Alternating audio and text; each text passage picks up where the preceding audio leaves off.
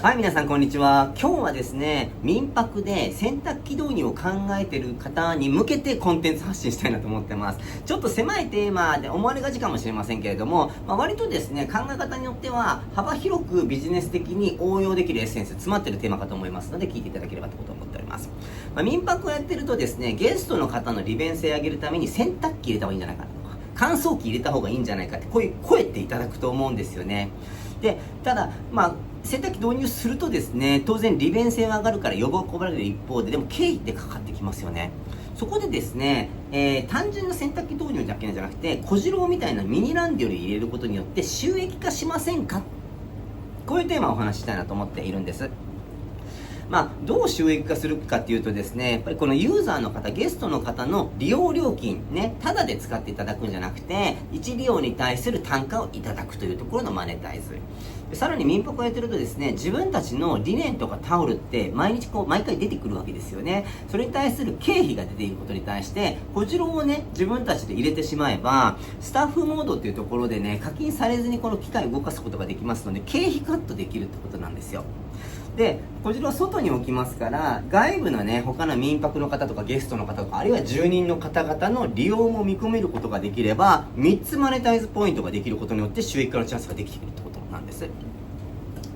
で、当然ですね、費用面じゃどうかっていうとですね、洗濯機を入れると、乾燥機まで入れるとね、やっぱり設置込みで30万から、いいものであれば50万ぐらいの費用がかかってくるわけですよね。ただこれ単純に費用なんですよ。でさらにランニングのこの電気代とか水道代、洗剤代かかってくるわけじゃないですか。一方で小次郎はですね、やっぱり1000万か1300、1000万はくだらないレベルの投資になってくるんですけれども、ここ重要なのがね、フルローンっていうところを組み込むってことなんですよね。組み込んでしまえば、ランニングに関して実はそんな差分なくですね、負担なく入れてしまうことができるということが実現できるわけです。で、じゃあ、ランドリーにね、お金を使うことって、サービス的にどうかっていうとですね、これも間違いなくスタンダードになってくると思ってるんですよね。今、ホテルとか、民泊もそうなんですけれども、海外のホテルとかだとですね、今、歯ブラシとかもなかったりですとか、スリッパもなかったりとかですね、あるいはケトルとかも置いてなかったりするのが結構普通になってきてるんですよね。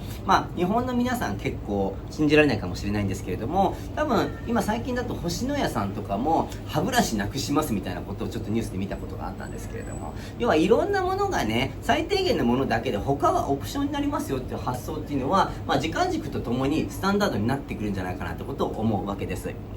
一方でこの洗濯機って小次郎みたいなものを設備に入れてしまうっていうことは、時間軸とともにですね、これ口コミに確実になってくるわけですよね。例えばですね、このお子様連れの、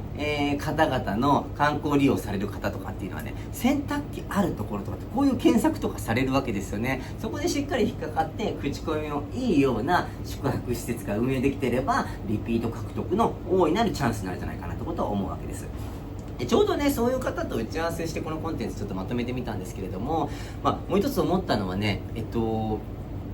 この方もちょうどですね、泣き人に民泊を作って東京から夫婦で移住してきましたみたいな方だったんですけれども、見てみるとですね、めちゃくちゃおしゃれな民泊作ってたんですよね。じゃあその時にね、小次郎みたいなこの分かりやすいような、デザイン性というよりは機能性、シンプル性、分かりやすさを追求したデザインってちょっと相性悪いなとも思ったので、単純に小次郎自体をコンテナでスケルトン渡してしまってですね、あと自由にデザインしていただくみたいな、こんなやり方もあるんじゃないかなってことを、発想としては考えた次第です。というわけでですね、本日は民泊で洗濯機導入される方は小次郎を入れてしまって収益はしませんかっていうお話をさせていただきました。それではまた次の動画でお会いしましょう。